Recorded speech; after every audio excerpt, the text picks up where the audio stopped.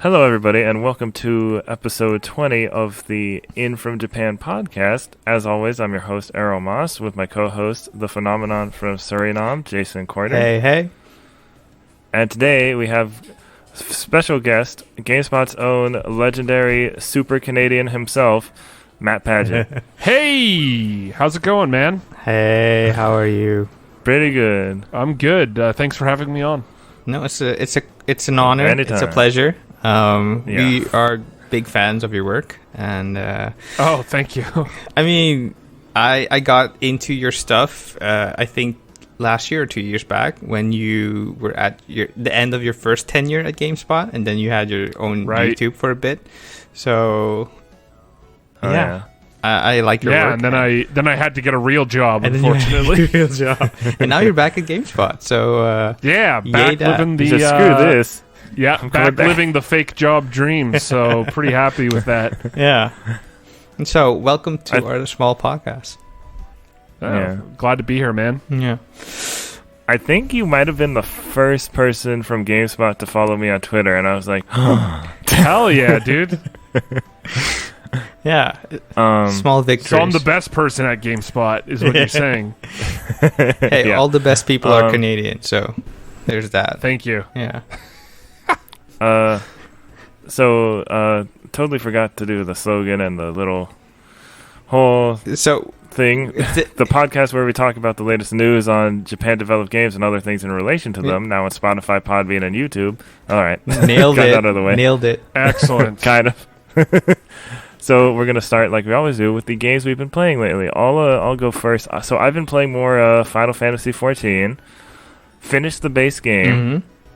Mm-hmm. Got my special Gallant Paladin armor. Ooh. The thing that's annoying is that between the post game and Heaven Sword, there's like a bunch of quests you have to do that are really boring. But you can pay to skip them. But are they necessary for like progression in the story? I mean, you get some items, but like by the time of Shadowbringers, I'm guessing they probably become less relevant. Yeah. Okay. So, and I. did you pay to skip A Realm Reborn? Oh no, I didn't do that yet. No. I did a Realm. I finished a Realm Reborn. Oh, Like, okay. I've been playing it since a couple months ago with some friends, and what's interesting is that like at the end they give you a potion that like as soon as you beat the base game, they give you a potion where you can change your race if you want to. Yeah. And Fantasia. I was thinking about doing that because I originally wanted to be a Hrothgar, the big lion guys, but they're only available in the expansion, and I didn't have the expansion at the time. I only had the trial version, so I had to be a Makote. So I might do that. Okay. Jake and I have actually been playing Final Fantasy XIV. We haven't played in a couple weeks because we want to just skip the base game because we hear like the expansion is where it's at, and Yeah. Jake recently looked at where we are in the expansion in the base game. Sorry, Yeah. and he said, "Don't look. You're not going to like what you see." And we've been playing a long time, and I think we're like level 30 something now, and we still have like 3/4 of the base game to get through. Woof. Yeah, it takes a while. A lot of quests are going back and forth, just talking to people, and it's very annoying. Luckily, they're doing that rehaul in July or whenever. Yeah, July. Yeah. So are you on the same server as all the other GameSpot Final Fantasy 14 people?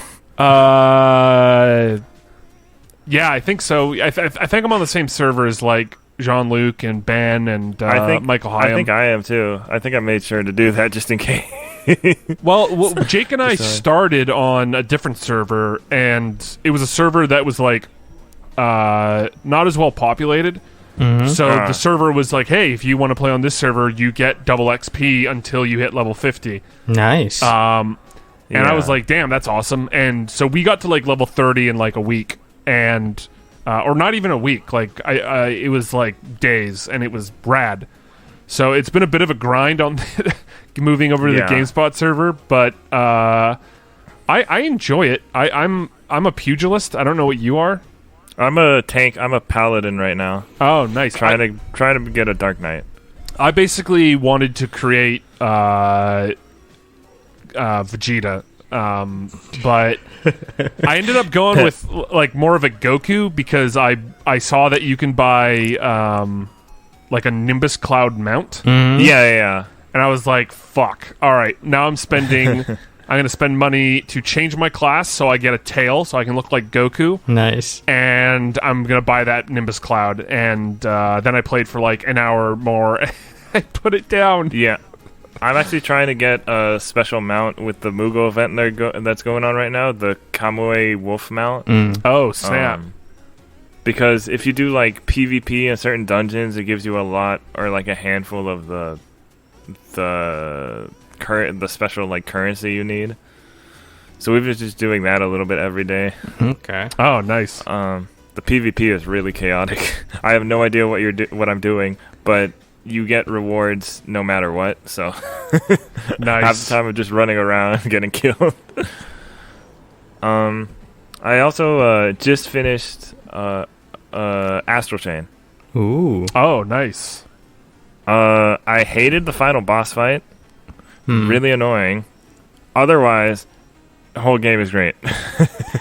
Where would it rank in your platinum games list? What's the what? I have to think of what's at the. Oh well, Revengeance is at the top of my platinum games list.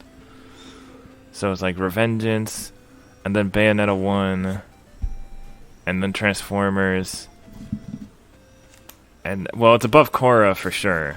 Korra was not great. That's not saying much considering Korra's quality. It might be. I'd say it's above Korra and Transformers. I also haven't played Vanquish yet, but I have it, and I also haven't played Wonderful 101. Okay. So you're gonna have to come back to me on that. But as of right now, yeah, it's like maybe third. Okay. And you also put out third or fourth. An article a few days ago. Oh, we're talking about that. We're gonna talk about that when we get to the recommended reading section. Okay, cool. I didn't want to get ahead. No, I didn't want to get ahead of it, but I just was interested if maybe there are connections between Tokusatsu and Sentai and Astral Chain that.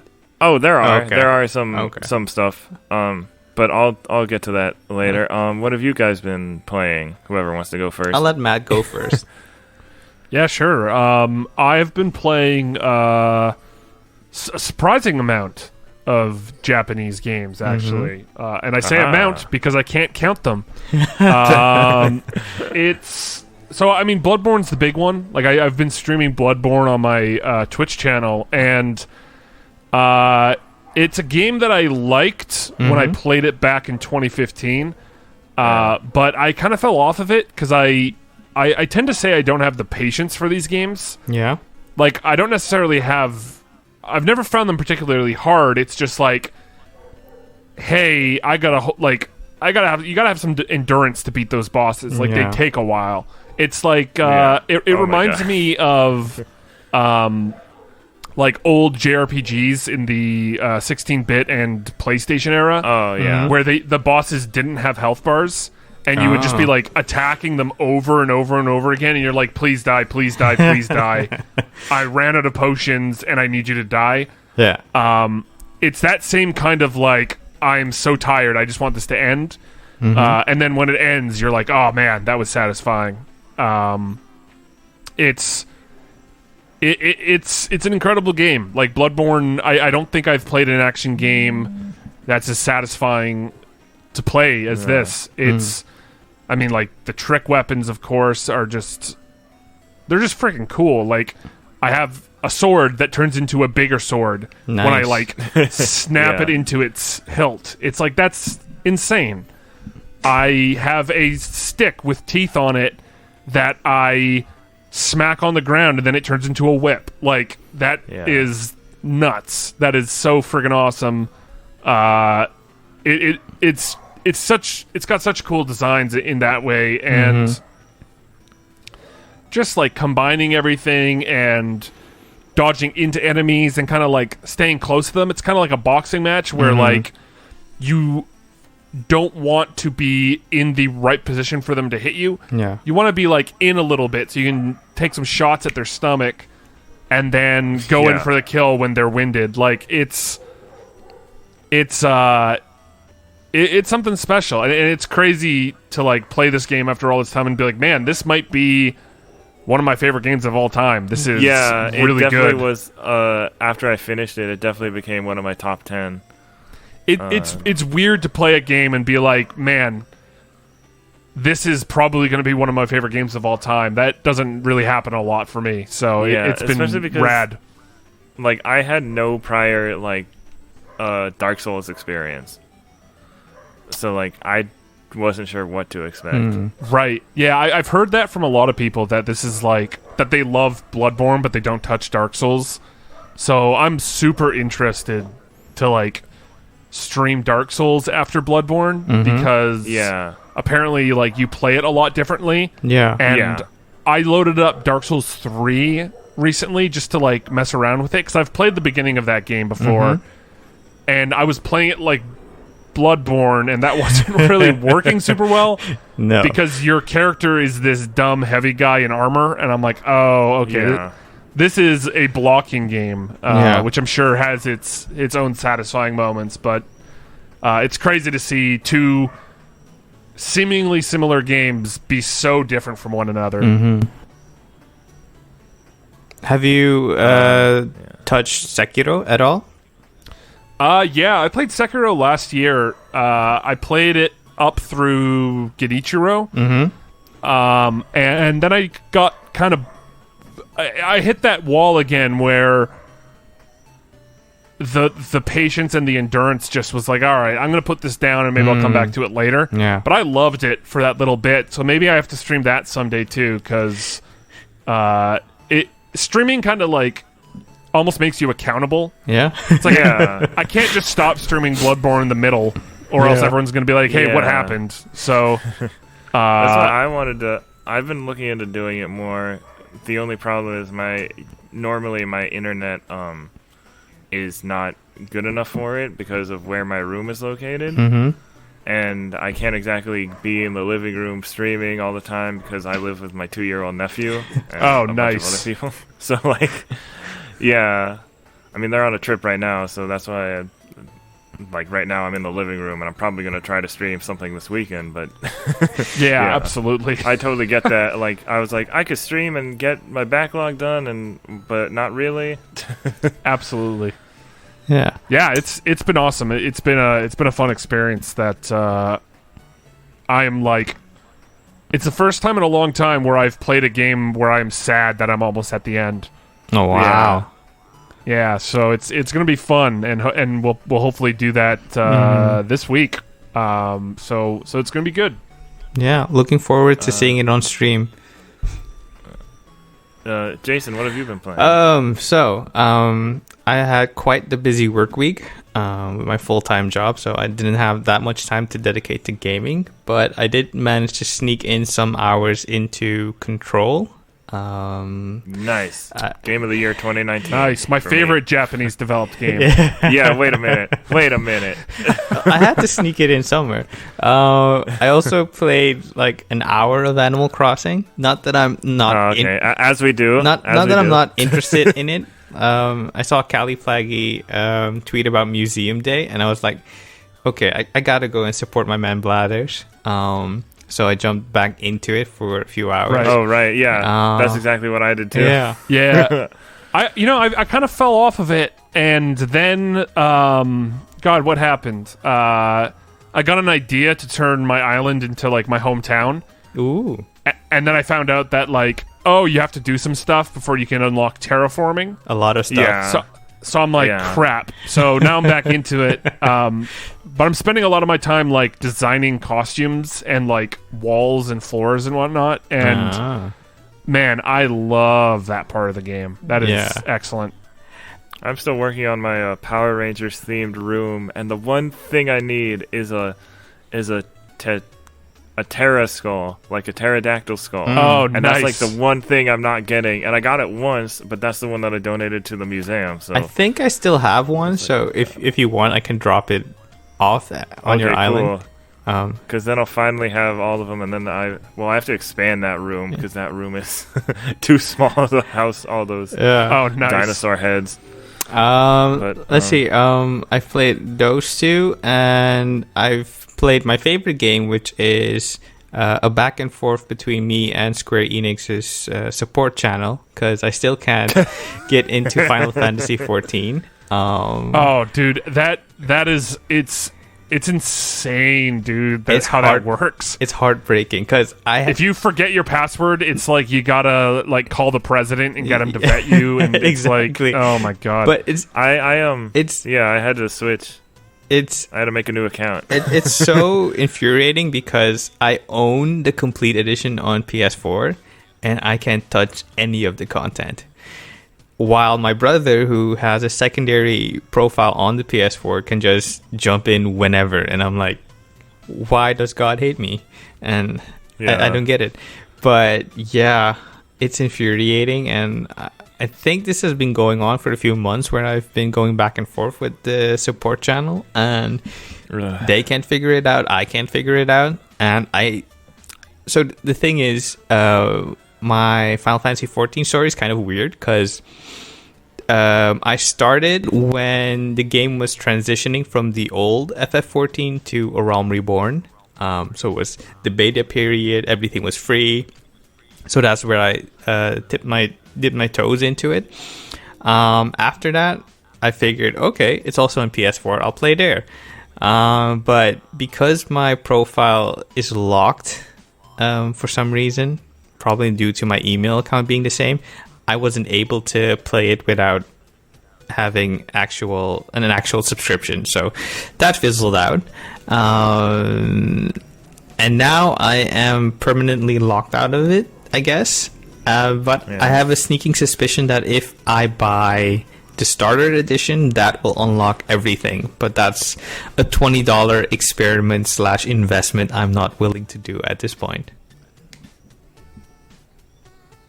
So yeah, it's heartbreaking. Well, hopefully that'll get figured out someday. Yeah, fingers crossed. So moving on, we have a little bit of news from our In From Japan J list. We still need to make a spin-off podcast eventually of this, but whenever we have time. Yeah, at some point. Anyway, so Pokemon Twilight Wings Episode 5 delayed to June 5th, 2020 due to COVID-19. And Pokemon Twilight Wings have been getting a lot of, actually both Pokemon anime series have been getting, it seems, more positive attention lately. Mm-hmm. Because, with Pokemon Twilight Wings, it's doing Sword and Shield stuff with a different animation style, gorgeous animation style. And then with, what is it called? Pokemon Journeys or Pokemon the series or whatever you prefer calling it. They're doing stuff with Ash that is not just okay, he's going to this region and now he doesn't know what he's doing. It's more he's getting stuff that fans wanted him to get a long time ago. Oh, like what? Back to every region. Well, right now his team consists of Pikachu, of course. That Mr. Mime he caught a long time ago is with him, and he's used it in battle before. You mean his stepdad? Yeah, his stepdad. Awesome, dude. He has a Gengar. Real dad? Yeah. Yeah, so he has a Gengar and a Dragonite. Wow.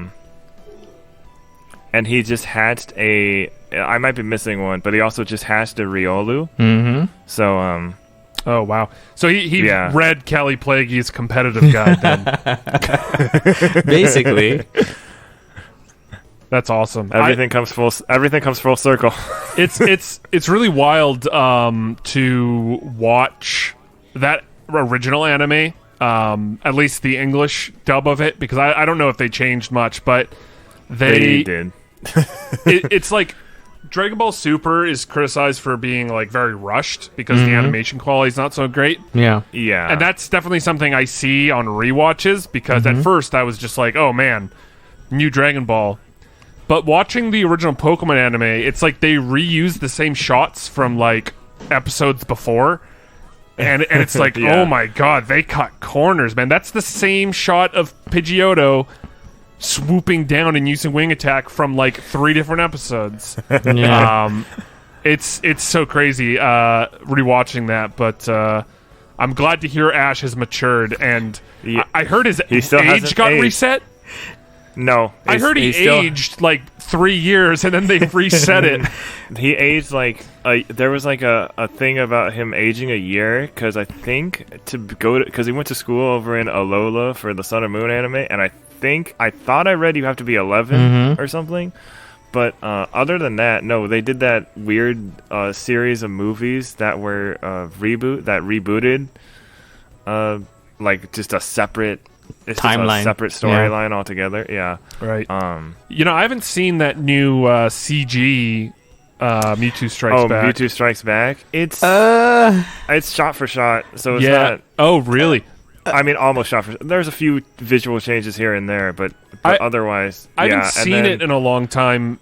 So, like, that reminded me of like the Lion King because I saw that new Lion King for like 5 minutes, and I said, I'm not watching the rest of this. This is like, I've seen this movie already, and it's doing nothing different, and I don't understand. Yeah, it's kind of like that. Yeah, if you remake something, do a new take. What exactly? Like, it's okay. Like. Don't just remake it. What? Yeah, we'll forgive you if you screw it up somewhere. Yeah, and at least we'll respect you for trying something new. But man, that's wild. Yeah, it's okay. They got Dan Green back as Mewtwo at least. They got who? Dan Green. Like he's he was the original Yugi from Yu-Gi-Oh. He's also Knuckles the Echidna sometimes. Wow. And various Pokemon characters. Huh. For a really long time. He was the second voice of Mewtwo. Oh, okay. Yeah. Oh, okay. Then I'm not watching Mewtwo it. Returns. Then F that, I'm not watching it. I'm watching the original. I don't think they could get Phil Bartlett. Phil Bartlett doesn't really do voice acting. Oh, okay. So that's why they couldn't. And moving on to the next J-list story real quick is Digimon returns to Hulu with 4 series. So the Digimon Adventure, 02, Tamers, and Frontier are back on Hulu again. That's awesome. So that's cool. I had a hardcore crush on Kairi. Oh, on Kari? Kari? Is it Kairi or Kari? No, Kairi is from Kingdom Hearts. It's Kari. Oh, Kari, right. So I loved the first 2 seasons of Digimon. The season with the original cast, and then the season with TK and Kari, and that show was great. I friggin' loved that. I rewatched that recently, and I was like, damn, this still is great. Have you seen Digimon Try? No, what's that? It's not good. Is that one of the seasons? Digimon Adventure Try is a series of movies that is later in the it's later in the it's like a sequel series. Oh man. But they like totally gave the 02 cast the shaft except for TK and Kari, and it's like they completely forgot about them until the very end. Wow, dude, I was blown away in that second season when it was like, Matt's a rock star. I'm like, oh shit, that's freaking awesome. I was like, heck yeah, I am. Matt is dope. I loved Matt because the name, but also because I just thought he was dope. And there's also the Digimon Last Evolution Kizuna, which is after Try and actually doesn't ignore the 02 people and has all the characters, but that still won't be out for a while. It was recently delayed. Okay. And then there's that Digimon reboot series called Digimon Adventure : which it's a complete like retelling of Digimon Adventure. The first 3 episodes are on Crunchyroll. That also got delayed, but you can watch the first 3 episodes. The episode 2 and 3 actually like redo a part of the Digimon movie. Oh, okay. That movie. Holy crap. The Summer Wars part. Our war game. It redoes that part. Did you guys see? Well, I don't know how it was in South America, but that came out alongside like a song by Len covering Kids in America. Yeah, I saw it. I saw it. Oh my god! God. The soundtrack. I remember that being just so hype. I was so excited. Did you guys see the like? They're not like, I don't know if somebody actually put a real petition. I'm sure somebody did. People were saying like, put the Digimon movie soundtrack in Tony Hawk's Pro Skater. Oh, Jesus. Because it worked. I mean, a lot of similar music. Yeah, and honestly, I bet a lot of people listen to that soundtrack while playing Tony Hawk, so... It's a good soundtrack. Yeah. Surprisingly. When does that Digimon Survive game come out? It's supposed to be still this year, but, with everything happening, it could get delayed. I remember that was supposed to come out, like, last year, right? Yeah, they had to delay it. I was at the Digimon panel at Anime Expo for a lot of that stuff. Oh, nice. That sounds awesome. They're working on that. They're working on a new Digimon story game. I think there was a mobile game recently too. Anyway, yeah. Big Digimon fan here. Yeah, they should remake the first series as a game. Oh, no. They did. They did that in Japan. For PSP, right? For PSP. Oh, okay. But I'm talking about modern consoles that my grandpa doesn't play. Okay. Oh, okay. All right. So moving on to the recommended reading, watching, and listening section. So this is where I just kind of list off a bunch of non-news pieces that I've seen from the past week that I think are kind of interesting. Yeah. So we have Final Fantasy VII Remake offers a better understanding of Avalanche by Jenny Lotto over at Siliconera. Final Fantasy XI Interview, 18 Years of Service in Vana'diel. I don't know how to pronounce that, but I'm going to. With Yoji Fujito and Akihiko Matsui by Lucas White over at Siliconera. Returning to old Fire Emblem games is a cold, harsh dose of reality by Tony Cocking over at Twinfinite. How to Have the Best Time Playing Super Mario Party by Ari Notice, Kotaku. How the studio behind The Last Guardian helped Ghost of Tsushima find its direction by Mike Williams over at US Gamer. How documentaries are helping preserve gaming culture we're at risk of losing by Matthew Olson, also at US Gamer. The Wonderful 101 Primer, What You Should Know About Platinum Games' Latest Port by Nadia Oxford over at US Gamer. I'm actually going to switch the last two. So 10 Konami games that need remakes by Jeremy Azevedo over at IGN, and The Origin of Hideki Kamiya's Hero Trilogy and Where to Watch Them by me. By Parallax Media. Speaking, From Software should remake the original Castlevania in their style of action game. I think that would be friggin' awesome. That'd be insane. Now you're yeah, with the all the Bloodborne images. Now you're speaking my language. I think they could nail a 3D Castlevania game like no one else has, and I mean, it's obvious, like, just looking at those games, you're like, oh man, there's some Castlevania in these games, and that's friggin' cool. That's definitely the vibe I got from playing Bloodborne. Yeah, so, Jason, what was the questions you had for me for my article that I... Plug. You wrote an article about the Hero Trilogy by Hideki Kamiya of Platinum Games, which details Wonderful 101, Beautiful Joe, and Project GG. And Project GG, the upcoming game. But I was wondering, with you just recently having finished Astral Chain, did you find any similarities between this and the genres of Japanese television you mentioned in the article? Yes. So some of the monster designs looks like they could have fit in like a more gritty tokusatsu show or movie. And then the way they like certain, and I know people say like anime poses, but a lot of anime poses kind of come from tokusatsu. Yeah. So like the way when they're about to like capture a legion, they kind of do this. The way they do that like pose and those movements is very, very tokusatsu like.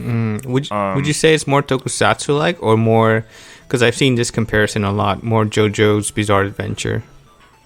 It's kind of a mixture. I'd say it's a mixture of both. Because JoJo, I feel like the poses are a little more static. While it's more while in like Astral Chain and Tokusatsu, it's more a series of movements. And did it enhance your like for the game, or were you bothered that I mean, not some that much because I wasn't Tokusatsu really, and Sentai weren't really, adapted? Yeah, I wasn't really thinking about it that much because it wasn't like, I was thinking more like JoJo and Persona most of the time. Oh, okay. But yeah, so I hope our listeners go read that article, 'cause when I posted it, nobody saw it, and it was really weird. Maybe it was it. Man, I'm gonna go check that out after this. Yeah, cool. It's a really well-researched article. I edited it. It's also just good if you're looking for more stuff to watch. Yeah. If you want to watch more Japanese shows, but you don't necessarily want to watch anime, or if you want to watch Power Rangers, because that's what Wonderful 101 is partially inspired by, Sentai, but I included links to Power Ranger stuff too. Yeah. Because that's very easily accessible. Yeah. That's another series I rewatched recently. The original Mighty Morphin. Ooh. Oh, okay. Have you read any of the comics? Because the comics are really good. I've heard. So I started rewatching it when I was working at Streamlabs before I came back to GameSpot. And I was like obsessed. I'm like, oh man, I'm gonna buy the limited run edition of the video game, the fighting game. I'm gonna buy the comic. Battle for the Grid. Yeah. And then I realized, oh wait, I'm not getting paid a whole lot. So I put it on hold, and I haven't gone back to it, but it sounds friggin' awesome. Yeah, because Battle for the Grid, it takes a lot of storyline elements directly from the comics. Right, that's what I've heard. heard. The Shattered Grid storyline. And I didn't realize that until I was watching a cutscene of it the other day, because I was curious, because I saw a streamer playing it. And I was like, wow, they really did just take it. But yeah, I definitely recommend Shattered Grid. I've been rereading it because I bought the deluxe edition. Alright, but enough about that. I'm going to talk about this way too much. Yeah, so if we don't separate podcast. Yeah. Write that down. Yeah. I pitched for my journalism program's short film project. We were required to shoot a short film showing that we knew all the different shots that we would use in news stories. And I pitched to my group a Sentai storyline set in BCIT. Ooh, nice. And no one went for it. I was like, oh, but it'd be sick. And of course, it was me and a bunch of girls who'd never seen anime, played video games, or anything. Never seen Power Rangers. They were uncool. So, what did you end up shooting? A rom-com? It was like an Avengers gag, but I mean that's not too far from... I mean, Pikachu and Sailor Moon and Dora the Explorer are all teamed up, and I played some weird guy with a lisp because I thought it was funny if I had a lisp in the thing. Wow. I was pretty insensitive to people with lisps, but so were the people who named the word. When you think about it. Oh yeah, I know. That's probably the worst irony of it is that when you're trying to tell people what you have, you're like, wait, sorry, I don't understand you. You have a lisp, and it's like, yeah, that's what I'm trying to tell you. But yeah, so it was an interesting project that I still wish was Sentai. So I feel you on the Sentai love. I mean, once you're all allowed to get back into the office, I'm sure you could pitch it to the production team at GameSpot. Oh yeah, you got to be careful pitching that though, because Sentai is dangerously close to another Japanese media that it's not as welcomed in polite society. What? Oh, if you take one letter, yeah, I see what you're saying. Exactly. You see what I'm saying. Michael Hyam would definitely go for that. Oh, Michael Hyam loves the tentacles. Okay, so next we have the news rundown. I'm gonna let our bearer of Shinigami, the bearer of bad news, Jason, take over for a couple of these 4 stories. Yeah, less than usual, and not that terrible. So that means kind of nice. 2020 is on the upward trend, maybe? Question mark? Yeah, let's hope so. Okay. So the first story is rumor there may be no Nintendo Directs at all in the near future. This is by Alistair Wong for Silicon Era. Late in April 2020, a rumor appeared suggesting that Nintendo has seemingly cancelled its June 2020 Nintendo Direct. The company usually has a briefing at E3. As an addendum to that rumor, it seems that we might not be seeing any Nintendo Directs at all in the near future. And they are sure to mention VentureBeat in the article. So, yeah, this is kind of unfortunate, but something we were expecting with everything going on these days. But that hasn't hindered Nintendo from shadow dropping announcements on everyone's timeline and having everyone freak out about Paper Mario. So, yeah, no Direct, but there may be like more single game focused announcements in the future. So, who knows? So, here's what I don't get about this. Mm-hmm. Does Nintendo Direct, like, because Nintendo Directs are video presentations, right? Yeah. Is it that hard to do a Nintendo, like, put together a Nintendo Direct from working at home, or are they just afraid things are more likely to leak? Well, the article last week mentioned that it's difficult to put together assets for marketing when you're working from home.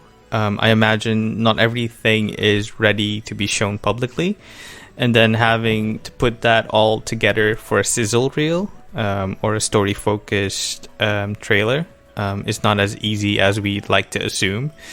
Maybe certain parts or certain scenes aren't finished or fully rendered, or the okay, but that's like on a per game basis. That's why I'm confused about this. Like putting Nintendo Direct together, I'm thinking you just edit some trailers together. No, and but then that's put that other stuff in the middle. That's what I'm saying. The trailers themselves cannot be put together. They don't have enough assets to put that. I see what you're saying. Okay, yeah. I see what you're saying. I mean, to me, this sounds like Nintendo just wasn't prepared to work at home. No, and exactly. It sounds like it may be a strictness policy. I could see them being like, you're not allowed to bring the builds home with you, or I mean, probably not that strict, but it does seem like a thing of just like, hey, yeah, we weren't prepared for this, and we have to figure out how the hell we even put together a Nintendo Direct when all of our people are working in their homes. So remember, it is still a rumor, but it's a rumor. Oh, okay, yeah. But it definitely lends. I mean, I wouldn't be surprised, right? So yeah, and Nintendo in general is pretty secretive about their going-ons. So yeah, it's to be expected. It's not like there'll never be one ever again. Just for a little while. Exactly. Okay, next up we have Nintendo says its developers face big limitations working from home. This is by Eddie McCouch from GameSpot. Let's see. Due to the global COVID-19 pandemic, developers around the world are working from home to stay safe and healthy. Working on video games at home isn't proving to be the easiest, however. Nintendo President Shuntaro Furukawa said in Nintendo's latest earnings briefing that its developers and its partner studios are facing big limitations working from home. As such, the company expects this to result in a large impact on the business. So there's a quote from Furukawa. Since there are indeed big limitations on what can be done from home, we do think this will have a large impact, Furukawa said. Nintendo has development partners and development offices, not just in Japan, but all over the world. The first locations to be affected were the offices in Europe and America, where working from home started early. Then our offices in Japan also switched to working from home.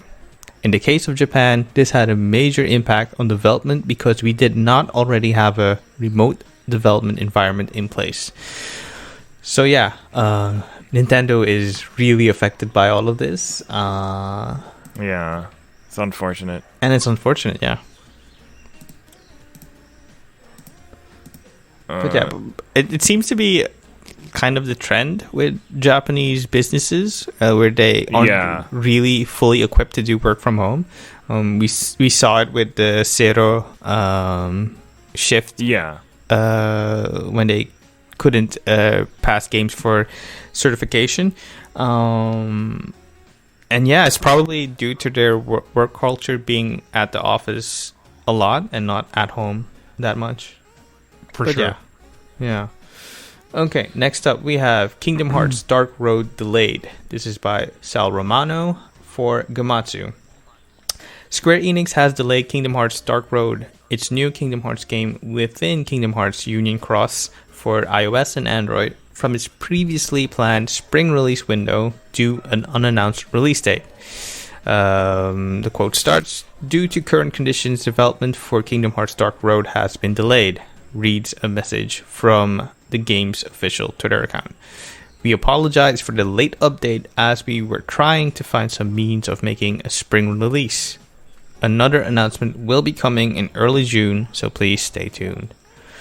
Yeah, this is also a bummer because they were so on top of things and it seemed like they were ready to go all out with their next adventure in the Kingdom Hearts universe.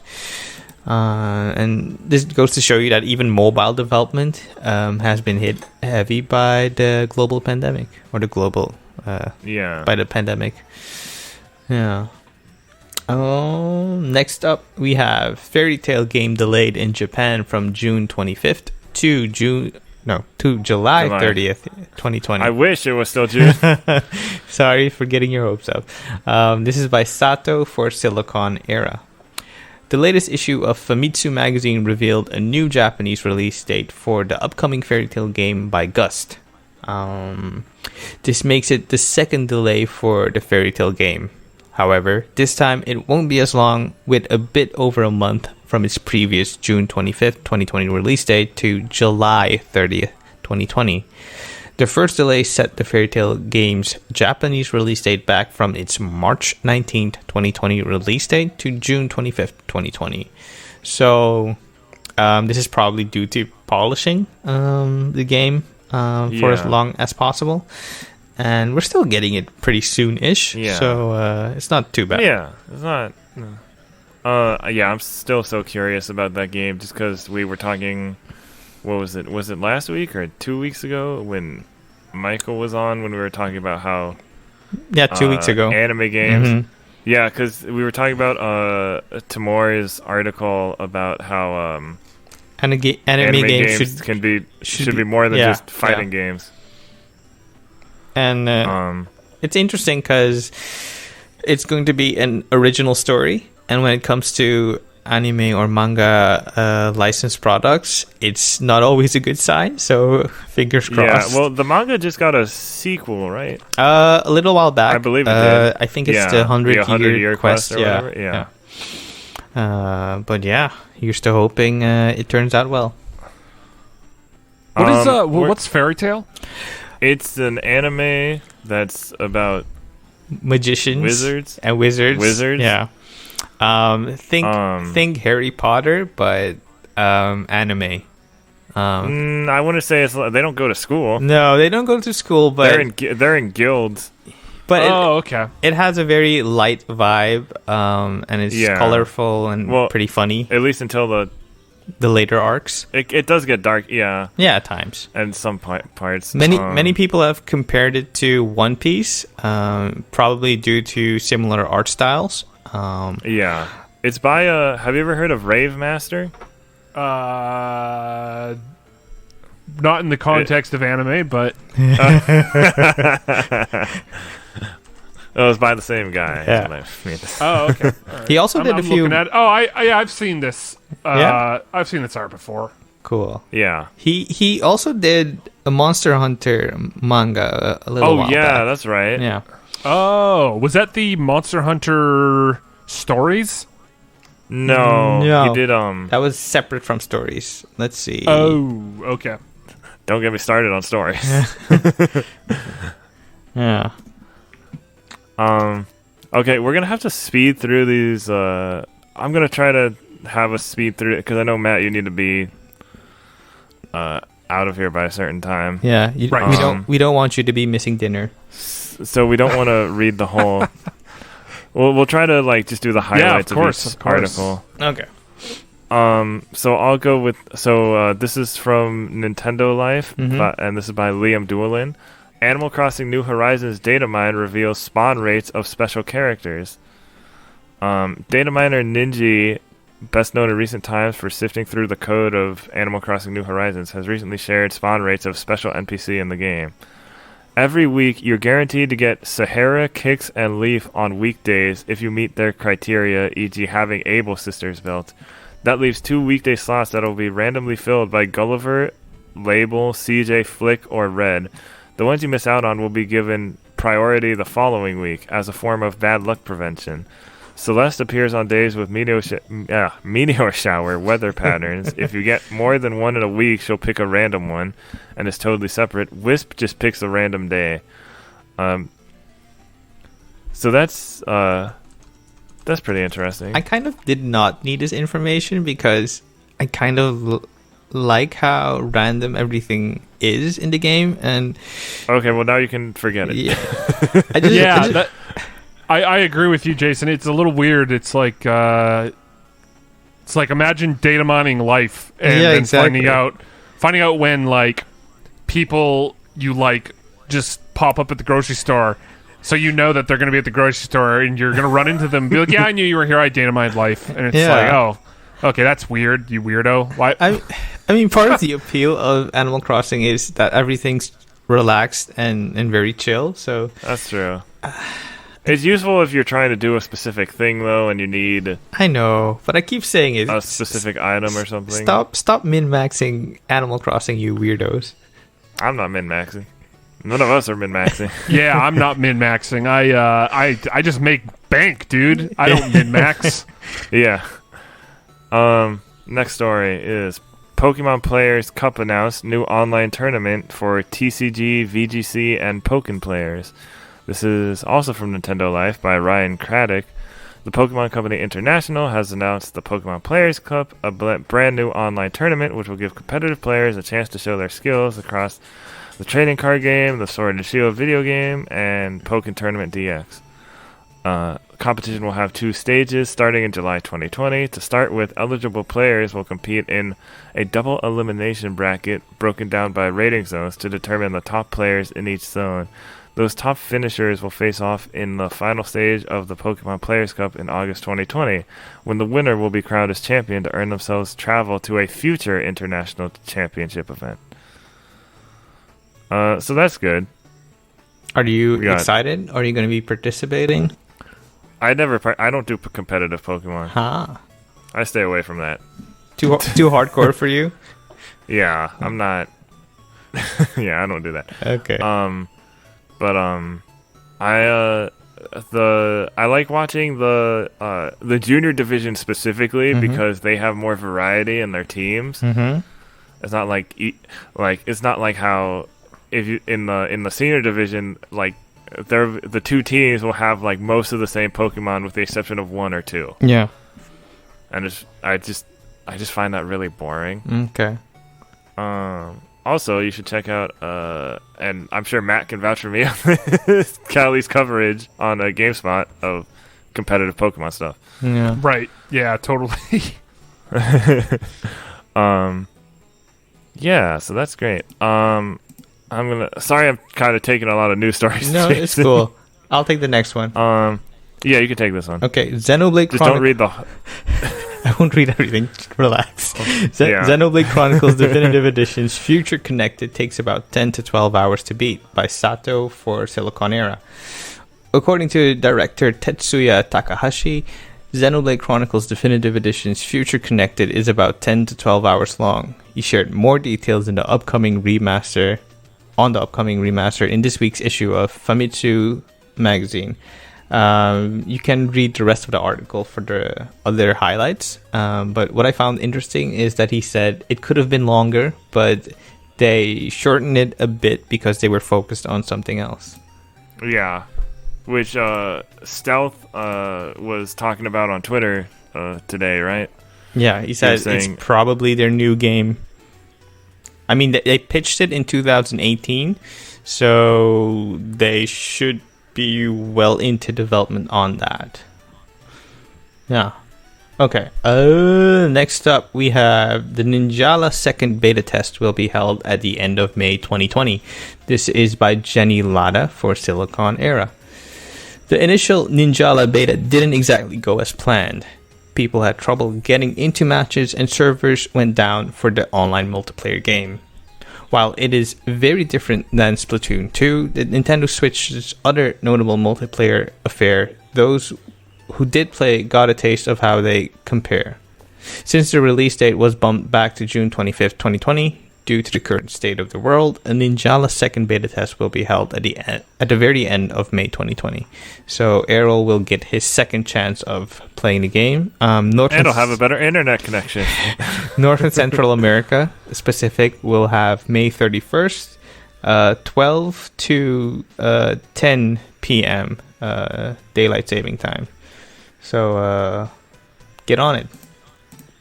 Okay.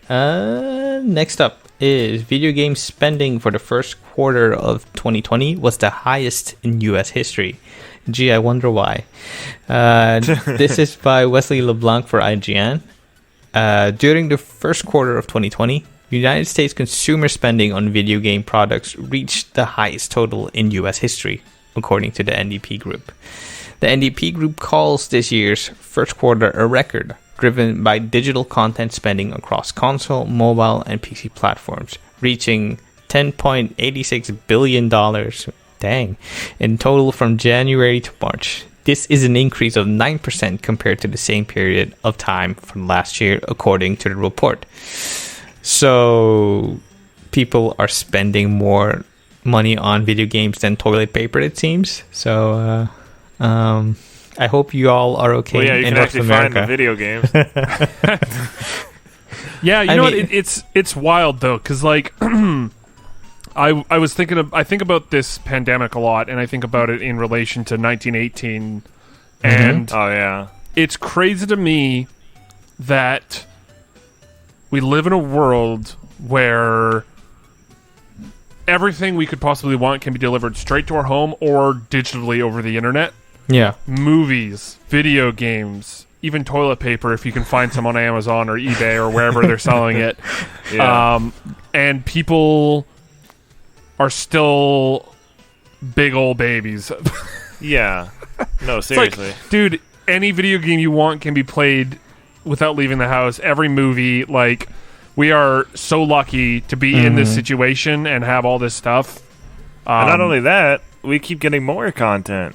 Yeah, even more, like, and a lot of it for free too. So I kind of made that a point. Well, not really a point, but I kind of like in my Hideki Kamiya article, I kind of made it a point like to put every streaming service the stuff is available on. So it's like this you can watch on because like it's like you can watch this app, you can watch it through this app on PS4, but it has commercials. But you can also watch it on this website without commercials. Yeah, and it's funny. Netflix said that they have never had so much streaming on their platform ever than this point in time right now. And then Quibi is like, yeah, people aren't watching our streaming service because of the pandemic. And it's like, buddy, Netflix, we're not watching it because it's bad. I don't want to watch videos in portrait mode, you goofus. Yeah, it's wild. It's really weird to see. I mean, if they can put Tokusatsu and Sentai on Quibi, I'm sure Erroll will be driving the numbers single-handedly. I'm not watching that on my phone when I can watch it on my PS4. Aw, dang! Yeah. They lost another potential customer. Yeah, don't watch stuff on your phone, people. That's you have more respect for yourself. I mean, if you're laying in bed and you want to watch YouTube on your phone, that's fine. That is that's pushing it, but we'll allow it. It. Don't watch a full movie if you have other options. Oh man, God, I'll accept an iPad. Yeah, that's true. Okay, so next story, I'll take this one. Cool. You can get Story of Seasons, Friends of Mineral Town. Yeah. I can't talk today. Friends of Mineral Town in North America in July. This is by Jenny Lano over at Silicon Era. This summer will bring with it some perfect farming and friend or fiance making weather. It turns out Story of Seasons Switch game will be releasing in North America around the same time as the Australian and European ones on July 14th, 2020. This is a remake of the Game Boy Advance, I believe Game Boy Advance game. The Game Boy Advance Harvest Moon game, and there's a whole thing about how Story of Seasons and Harvest Moon switch names and owners and all that. That's why it's called Story of Seasons and not Harvest Moon. Anyways, I just wanted to say that was coming out, just because we always talk about Animal Crossing, and it's kind of like a similar game, although this is a bit more to do with farming. But yeah, with Harvest Moon 64 is one of my all-time favorites. Oh wow, love that game. And also, the North American physical copy will also end up getting a Strawberry Cow plush toy. So, I mean, that something is better than nothing, I guess. But it's nice. I don't think that's a bad bonus. I mean, it's not a bad bonus, but it's interesting to see with Animal Crossing out there and Stardew Valley. Will this be getting any airtime at all? Probably, because Harvest Moon is like still a big, pretty popular franchise. Yeah, I know a lot of Animal Crossing fans who are excited for this Harvest Moon remake. Yeah, another thing that's curious to me is that it seems like Japanese studios have been doing that, going with because isn't Story of Seasons the original Harvest Moon name or something like that? It's the original developers, I think. Yeah, it's some weird thing. There are articles about it, and I always forget which. Because the latest Hot Shots Golf was called Everybody's Golf here, which is yeah. So it's weird Great to game. see that happening lately. Yeah, marketing people. I'll take. Here's a. I was gonna take the next two, cool. and then you can do whatever. So this is a weird little story that I found. So a couple weeks ago we had that. So a couple weeks ago we had news about that Japan law that would limit gaming. Minors can only play video games like an hour a day, I think. And this news story comes from Siliconera. By Jenny Lada. Japanese teen crowdfunding a lawsuit over the Kagawa Prefecture, I believe, Japan's video game law. That Kagawa, Japan video game law that would keep individuals under the age of 18 from playing games for over an hour most days is facing opposition from one of the people it limits. A 17-year-old, only going by the name Wataru, is attempting to crowdfund a lawsuit with his lawyer Tomoshi Saka to challenge the law that limits how often children should be playing video games. Also, how would they even enforce this? I mean, it is interesting. They probably crack down on PSN, Xbox Live, and Nintendo Online, and be monitoring that, I guess. But this is just one prefecture, so I don't know. Yeah. The Kagawa Japan video game law went into effect on April 1st, 2020, ironically. The most basic elements of it limited people under the age of 18 to 60 minutes of video games from Monday until Friday, then 90 minutes of gaming time on Saturday and Sunday. Another element of it would try to keep children under 15 from using phones after 9 p.m. local time, and from 15 to 18 from using them after 10 p.m. local time. As noted by IB Times, Wataru made a number of statements to AFP explaining why he would be pursuing the lawsuit. In one, he noted the law's rules are flawed. They're based on the premise that gaming is the cause of things like truancy and addiction to games, but it could be the other way around. Truancy can be caused by problems in school, for example, and for some people playing games can be the only relief. How long are children allowed to play games or use a smartphone should be rules set by each family, not by the government. Okay. I really want to know how we're going to enforce this. Was there going to be a government official in your house? I don't quite understand it either. Like the police officer monitoring. It's such a fascinating story. This one prefecture is like, we're going to crack down on all the video games because video games are bad. And it's like, do you know how much video games have probably helped a lot of things? I mean, we already have so little during this pandemic. Give us more video games. Yeah. Right, that's bizarre. Very bizarre. But hey. So, I think you should take the next story, man. Yeah, you guys bring me on this show. and have a story from another person when I have a perfectly good story right here. Eat your vegetables before you get your sundae. All right, here we go. The TurboGrafx 16 Mini launches this week, and it is it's friggin' awesome. I love the TurboGrafx 16 Mini. I reviewed it for GameSpot, and it's been a bit of a limbo. Like it was supposed to launch a while ago, but then things got delayed, and then COVID happened, and now we were waiting a little bit. A lot of people were buying it off of Amazon Japan, which if I was going to buy it, I would have bought it off Amazon Japan so I could get the PC Engine Mini. Yeah. I prefer that console design. But this is coming out May 22nd, so it's probably out at the time of this podcast, right? Probably. Yeah. As soon as this podcast is up. Yeah, so go order it off Amazon, and it has like 57 games on it. A lot of Japanese-only games, which I might actually do that since my birthday is soon. It's I recommend it. A lot of those Japanese-only games can be played by people who don't speak Japanese because, like, Castlevania Rondo of Blood is a platformer, an action platformer that you don't really need to know the Japanese for, and a lot of it is in English anyways. There are some games... Wait, sorry, what? Play a lot of Bonk. Yeah, exactly. You play a lot of Bonk, and it's pretty rad. I enjoyed it a lot. It's an awesome console that was kind of like stuck in the 8-bit era, but was trying to be in the 16-bit era. Yeah, and a lot of the games on it have been forgotten or like spoken about in hushed tones. Like it's an awesome system, and this little mini console is like a perfect representation of what makes it so great. With my friend I have a friend who he does a local podcast and helps run a retro game store, and he has like a PC Engine collection. Nice. So I wonder if he's interested. He'll probably talk about it on his podcast.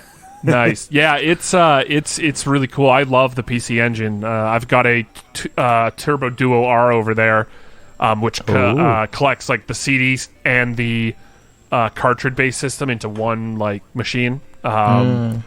It's pretty rad. A lot of great shooters. Some games in Japanese that you can't play, like Snatcher, is like a story-based adventure game. You can try. Yeah, you can try. I tried for screenshots, so it's cool. I think it's an awesome system. Do you think it's worth the price?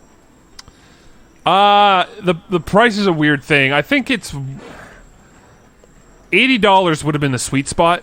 Yeah, I feel like that too. Because then it would be 100 up here.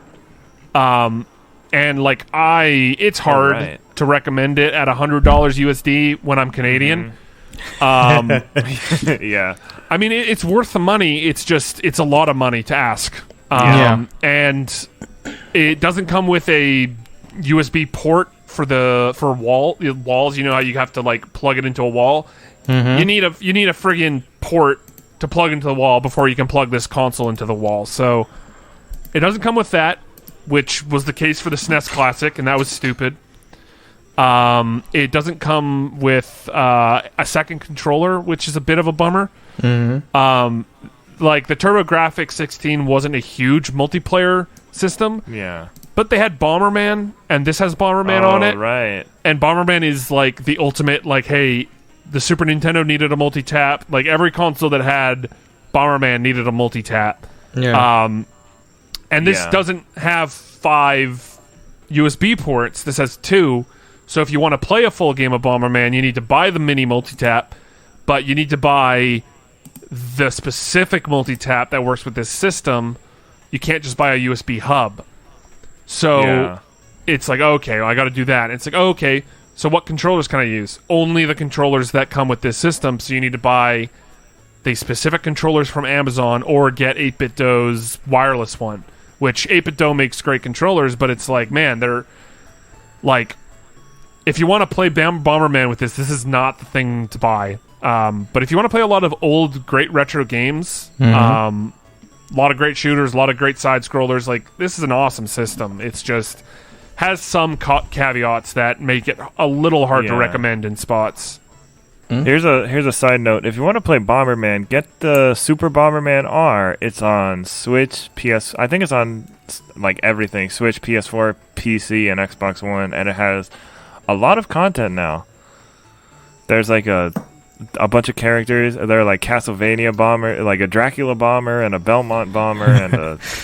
Oh, that's cute. And I wish there was a Yugi bomber, like just a little Bomberman with Yugi hair. That would be so cool. But they still haven't done that. That's what I'm waiting for, to get it again. Okay, I'm gonna try to get through these. I'm just gonna try to speed through all these if that's okay with you guys. Yeah, that's of course. Cool. Okay. So Gamescom 2020 digital event set for August 27th to 30. This is by Sal Romano over at Gamatsu. The all-digital version of Gamescom 2020 will run from August 27th to 30th. Event organizers Coel Mess, I don't know how to and the German Games Industry Association announced. That's the one that's replacing the physical one. They have, Opening Night Live with Jeff Keighley. I always look forward to Gamescom now. It's a shame that I can't go to it, because that would be cool. But one day. One day soon. Maybe next time. Yeah. That's always good to keep an eye on, because there are some big game announcements and updates during that time. And then on that note, there's also the newly announced New Game Plus Expo showcase, which is set for June 23rd, and features 14 Japan-centric publishers. This is also from Gamatsu by Sal Romano. Presentation will air via Twitch on June 23rd at 8 a.m. Pacific Time, 11 a.m. Eastern Time, followed by first looks, Q&A sessions, and more from 9 a.m. Pacific Time, or 12 p.m. Eastern Time, to 4 p.m. Pacific Time, 7 p.m. Eastern Time. The full showcase will be archived on the New Game Plus Expo YouTube channel after the live stream ends. Following companies will participate: Actiel, I've never heard of that one, Axis Games, Arc System Works America, Gung Ho Online Entertainment America, Grasshopper Manufacturer, Idea Factory International, Inti Creates, Koei Tecmo America, Natsume Inc., NIS America, Playism, Sega of America and Atlas West, SNK Corporation, Spike Chunsoft, and WayForward. Basically so everyone. Yeah, we'll probably definitely do coverage of that, because it's Japan-centric. Yeah. So be excited for that. This next story is the one I was alluding to when we were talking about Bloodborne. The Dark Souls series shipments and digital sales top 27 million. Dark Souls 3 tops 10 million.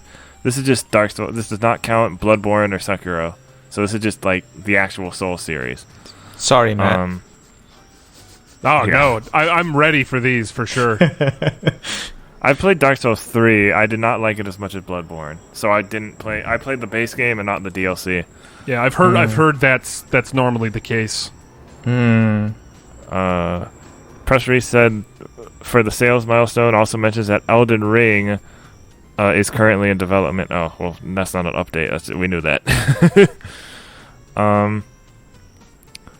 This next, I'm gonna switch the stories around to do the quickest one first. So Phantasy Star Online 2 for PC launches May 27th in North America, and I'm so excited about this.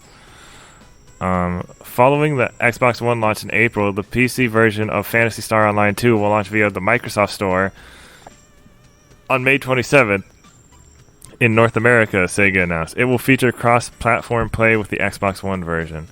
The only thing that I'm annoyed about is it's on the Microsoft Store and I can't get it through Steam, but I have the Microsoft. It's not like a big deal. Just a little annoying. As long as it still works. Sega also announced that special Hatsune Miku themed items are available starting today for Xbox One version via the Scratch Ticket terminal, and you can go check that out. But yeah, I'm really excited for Phantasy Star Online 2. It's free, so that's nice. Not like Final Fantasy 14, which is cost an arm and a leg. I still couldn't be able to play this because the Microsoft Store is kind of finicky in my country. Oh my god. So, yay, I guess. The Microsoft Store is finicky on my computer. Yeah, you mentioned that. All right, next story comes from US Gamer, and it is by Hiran Cryer. Compelling PS5 games lineup to be revealed soon, Sony says. Sounds like the first PS5 games could be revealed very soon. In a Sony corporate strategy meeting on May 19th, forthcoming game reveals were addressed briefly. Isn't there also a rumor that there might be something around June 4th? June, 5th, 4th, around that time. But Jeff Grubb from VentureBeat mentioned that they might be moving that day just to spite him because he leaked this or he covered this initially. They should move it to June 2nd. I read because that's my birthday. I mean, for extra good luck, they could. Interestingly enough. There's a list going around, and I think you can find it on Resetera about all the announcements. And one of them was titled Mel Gibson picture, and that refers to his movie Maverick, and that might be something referencing Star Wars Maverick, the game in development. So. Maverick. Mel Gibson. The Mel Gibson movie is one of my favorite movies of all time. Yeah, that's what I keep hearing. It's one of the greats. Last month, Guerrilla Games hinted at a sequel to Horizon Zero Dawn, and and third-party games like Rainbow Six Siege, Final Fantasy XIV, and Dreams have all been confirmed coming to PS5 at some point. Yeah, I mean, the Horizon Zero Dawn one is just them saying, we're going to make this a franchise. It's not really. I'm sure they're working on a sequel. An announcement of them saying, "Hey, there's Horizon First Dawn or Second Dawn coming next year." Horizon Eclipse. I don't know. Okay, last story, real quick, is Platinum Games studio head denies Microsoft acquisition rumors. There have been rumors. Oh, this is from Silicon Era by Sato. There have been rumors of potential interest from Microsoft to acquire Bayonetta developer Platinum Games for a while now, but studio head Atsushi Inaba shot it down in an interview with VGC. In the interview, Inaba said that selling Platinum Games would be the opposite of what he's trying to achieve with steps into self-publishing their own game. As for the rumor, it's been around since Xbox boss Phil Spencer expressed interest in acquiring a Japanese developer last June. I did read some rumors about, this is from Inaba, I did read some rumors about Xbox wanting to purchase Platinum Games, and I thought, people on the internet write the craziest stuff because that conversation has not come out to our doorstep at all. That said, we're not Microsoft, so we don't know what happens behind their doors. We don't know if they had any thoughts about it possibly. We've not had any talks like that, but I think even if it was a possibility, we're now going into more independent self-publishing. It's not that we're disinterested in Microsoft, but if the relationship were to be us working under their direction, I feel like that would be the opposite of what we're trying to do now and limit our possibilities. Any opportunities that would limit our freedom, I think we would be against. And then Hideki Kamiya also joked, maybe somebody reminded them that I'm still at the studio, and they were like, right then, forget that, we're not going to acquire them. Just Phil Spencer getting scale-bound flashbacks. Yeah. Hideki Kamiya has never made a bad game, and when people bring up Scalebound, that doesn't count because that never came out. Yeah, technicality. So Matt, before you leave, we wanted to ask you a little bit about just your basically your path through. You've talked a little bit about it. Your kind of path in games media that you've been through. Whatever you're allowed to talk about. I know sometimes there are like certain things but I think you should. We're not asking anything like super like detailed or confidential. Yeah. Just like, how did you manage to get a job at GameSpot twice? Like, I can't even get a job once. How did you manage to get it twice? Yeah. I started writing on my own site back in 2011. So did I. Well, not in 2011, but yeah, I started writing like a news blog that I would like come home from school to do, and then I would do that, and then I finished that, and I went on to work for I started my own site basically is what happened, and I had previously written for like another site and things didn't work out there, and I left, which is what you should do if you, I don't think you should ever write for someone for free. And I had a lot of people who wrote for my website, and I definitely feel bad at times. I'm like, oh man, did I benefit off theirs? And it's like, it was more of just like friends getting together and writing on a site together. And like, I'd be like, hey man, do you want to write about this game? I got some codes. And he's like, yeah, sure, that sounds awesome. And I'd be like, all right, here's a code. And it was a really great way to build like team working skills and whatnot.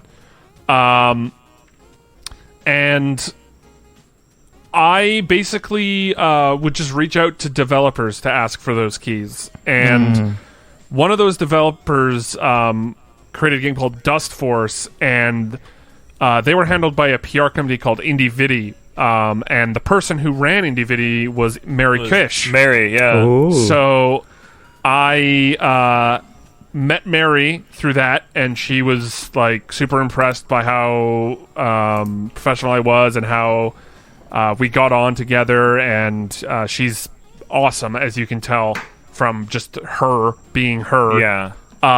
And one day, like, I just remember for like a while there, I just wasn't hearing from her, and the next thing I know, I saw her in a GameSpot video, and I'm like, holy shit. What the fuck happened, Mary? And I was kind of like, wait a second, I'm supposed to get the... No.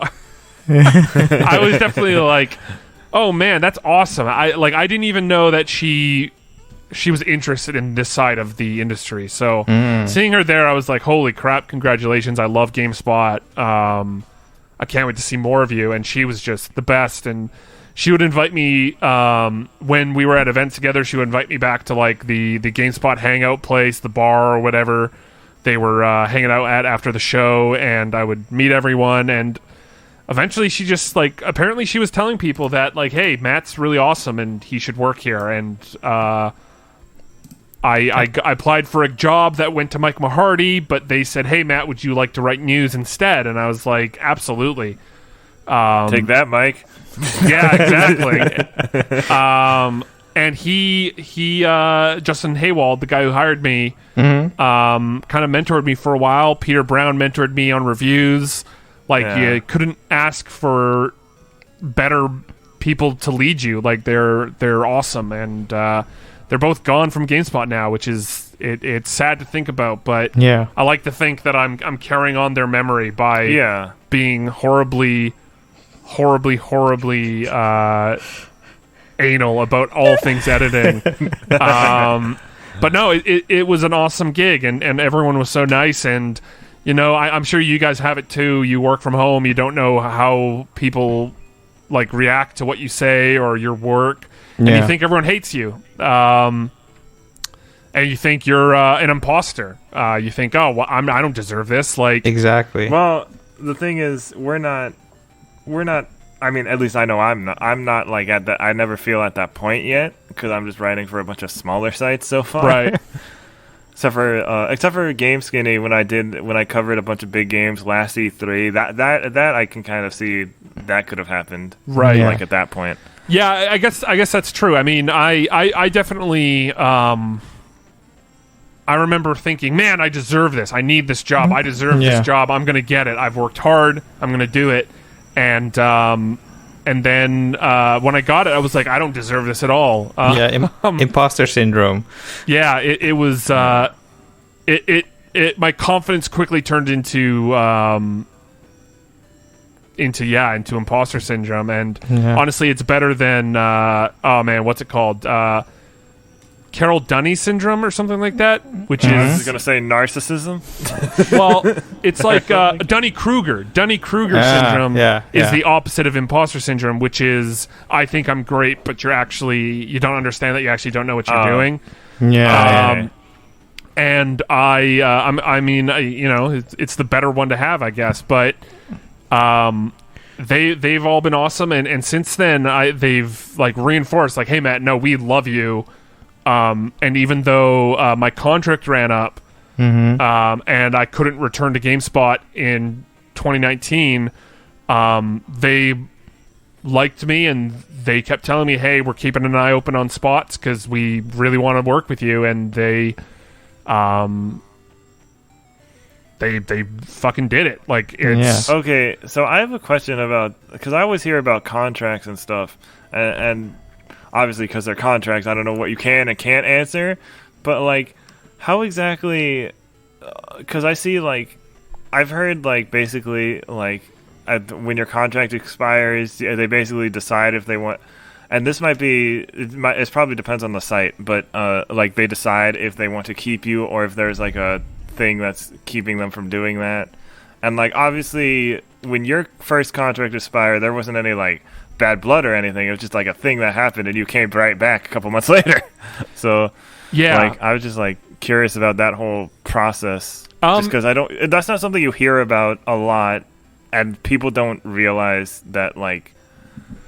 That's kind of a part of why a lot of games media people are very much, what do you call it? I'm forgetting the word. I'm forgetting the term. I want to say revolving door, but that's not it. I know what you mean, but you know what I mean, yeah. It's more a thing of, so California has a law. California, all the California freelancers love their politicians and how they've treated freelancers, I've heard. Oh, God. Yeah, AB5 screwed me over. So what happens is that this law is to protect contractors from companies that can take advantage of not paying people medical and stuff like that. Yeah. So there's a law that says contractors can only be hired on 2-year terms, and in between 2-year terms, you have to wait 6 months. Oh, okay. So it's hard out there. The jobs aren't always available, and sometimes you can't get brought on after a contract is up. And GameSpot fought like hell. CBSI is an awesome company that wanted me to work for it, but sometimes it just doesn't work out. And it was kind of a thing of like no one was happy with the situation. Everyone wanted it to work out better.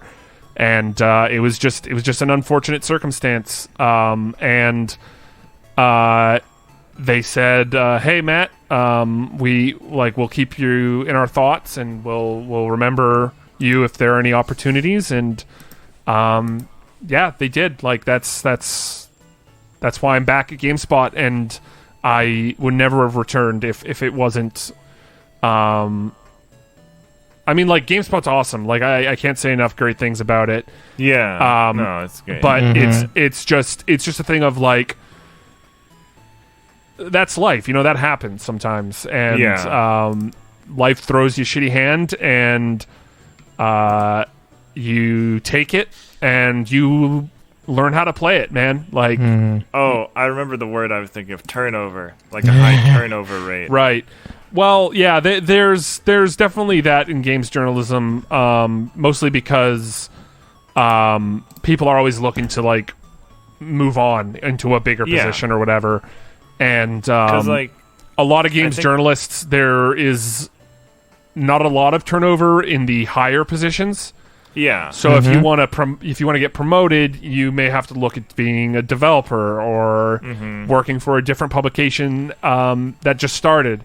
And that's the thing, is that gaming journalism is starting to get, video games in general are starting to get big, and air quotes, real newspapers are looking to get into video games, like the same way that newspapers and general news sites cover movies and music. It's like, okay, now we need someone to cover video games. Jason Schreier went to Bloomberg Tech, right? Was it Bloomberg? I thought it was New York Times. Yeah, Bloomberg Tech. I think Bloomberg Tech. I think he maybe. I wouldn't be surprised if he wrote for a New York Times. No. He does columns, guest columns for New York Times every now and then. But okay. Now he's at Bloomberg Tech. All right, that's interesting. So you see all these people moving to different things. Yeah, I mean, it's the opportunities are going to get huge, and I think, like, if my main suggestion to people looking to make it big or make it big, no one makes it big in this industry. That's such a weird term. Like, if you want to make this your living, if you want to be not everybody's gonna be like Greg Miller. Yeah, and even then, like, making it big is just such a weird way to say that. Like, it's a weird term, yeah. Like, he worked hard and he earned what he got. For sure. But so, like, if you want to do this for a living, you know what, my policy is that a lot of people don't like it when people say this, but I think if you have a dream of doing anything, as long as you're okay with it not going exactly to plan, and you'll hit road bumps along the way. You might lose things. You might sacrifice parts of your life for this dream. As long as you've got your priorities in check and you know what you want, I think you should try for it.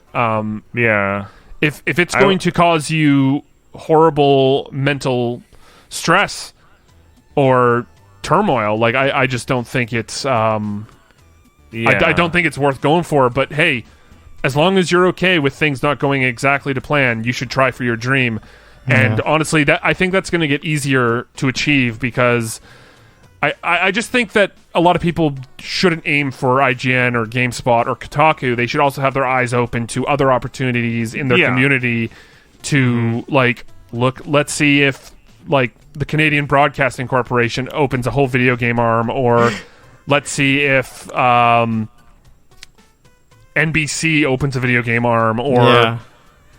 Jason's gonna be the main, like, video game person of his entire country one day. Yeah, that could totally happen, right? Like, no joke. Like, I'm sure you can make a great living doing that if that opportunity ever happens. And I think people need to keep their options open, and also remember that their skills are transferable to other fields. You know what I mean? Yeah, definitely. Yeah. Like, from what you said. Oh, sorry, Jason. No. I was just gonna say, me being tangentially involved in the industry, and getting the opportunity to co-host a podcast with Erroll, and getting to talk with, like, the people I look up to, like Matt, you, Michael, the crew at GameSpot, and so many others in the industry. Like, getting a chance to speak with you guys is such an honor, and I feel so excited to be able to do this. And if I can make a bigger career out of this, who knows? I'm certainly willing to explore that. But yeah, if you're like I said, like, follow your dreams. If it's really what you want to do, and you're okay with the fact that, hey, you might not reach that goal, but you can have a lot of fun along the way. And yeah, definitely. Honestly, there are a lot of opportunities coming up in the world, and I just don't see it slowing down. Like, I definitely don't see video game coverage getting smaller. Almost that's definitely. Nice, because people have been worried about that recently with some of the big names going on to do other stuff. But you frame it in a way that's a lot more positive, which is nice. Right. Kotaku's an interesting case. That I don't know the full details on, but I know that it's because their CEO doesn't seem like a great guy, but nope. Like, the traffic's there. Like, there's the people have the interest. I just don't see people not doing this anymore. Yeah. And what form that takes may be different, but it's not going to go away. And also, like, I just see maybe not what I should say is, like, GameSpot might not grow tenfold, Kotaku might not grow tenfold, but, like, the other opportunities I believe will grow. And I just hope people keep their eyes open for that. Like, Playboy was doing an excellent gaming section for a long time. Mike Hardy came from, right? Yeah, like, he wrote some stuff for them. Tons of people I know wrote stuff for them. Yeah. And it was awesome. It was really cool. And it was like, oh, wow, Playboy is doing some really interesting work. And you really would read Playboy for the article. Yeah, totally. And what a weird place for it to pop up. But that's what I mean, is that it can pop up anywhere. And of course, Playboy isn't really doing that anymore. But that doesn't mean other places can't do it. Rolling Stone, I bet, will do video games at some point. Oh, they actually did. Oh, really? Yeah, so they... They had their own site.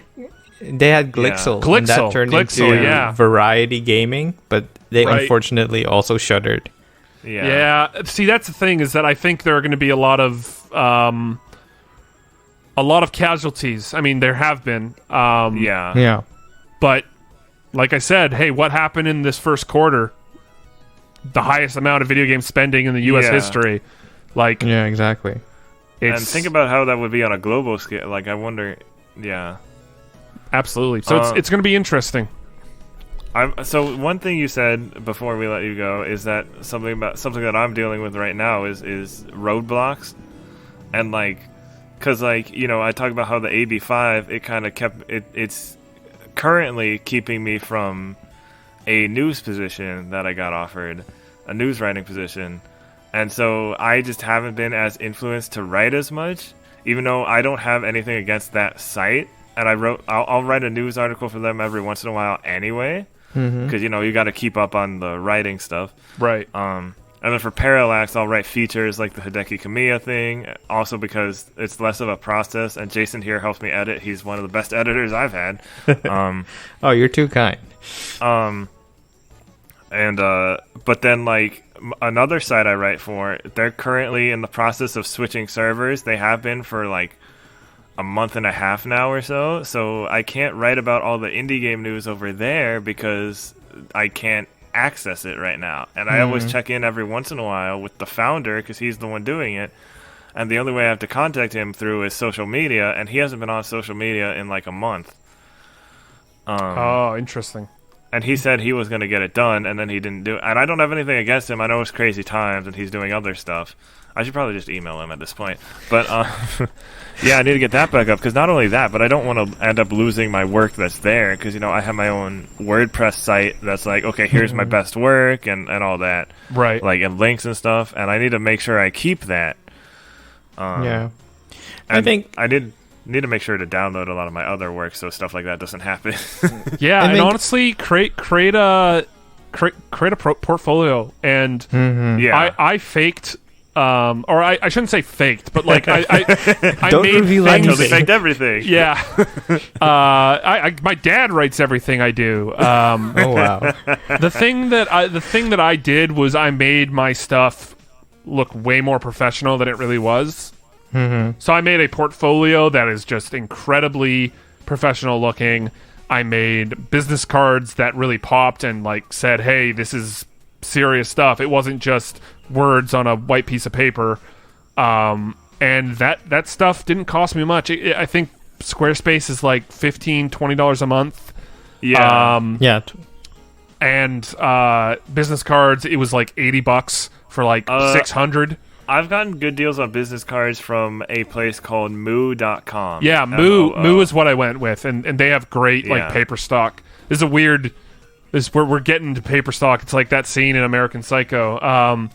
But it's just something kind of wear armor that looks glittery and shit. It's when people are oh, hey, I'm a goofy social media person who's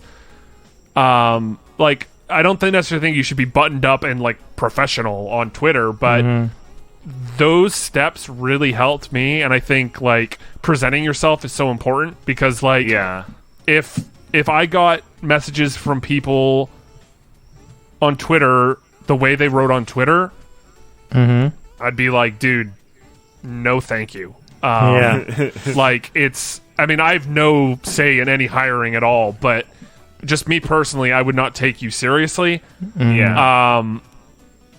Twitter is not real life, and it's not a professional workplace for most people. No. So you're allowed. We use it mostly for news stuff. Yeah, totally. News and networking. Yeah, absolutely, and it's great for that. I think of it as a party where you talk to people you want to talk to. Yeah, that's a good way to look at it. And it's okay to be lax on there, but when you want to be professional, you want to be outward facing, Yeah. with your stuff, and people will respond positively to that when they see your really nice business card or a really nice portfolio. They'll be like, oh man, this person takes this seriously, I should take them seriously. And again, once you got that stuff, it's all about plugging, doing stuff for yourself if you're not happy with doing stuff for other people, and you should always get paid for your work, but also I didn't get paid for 5 years.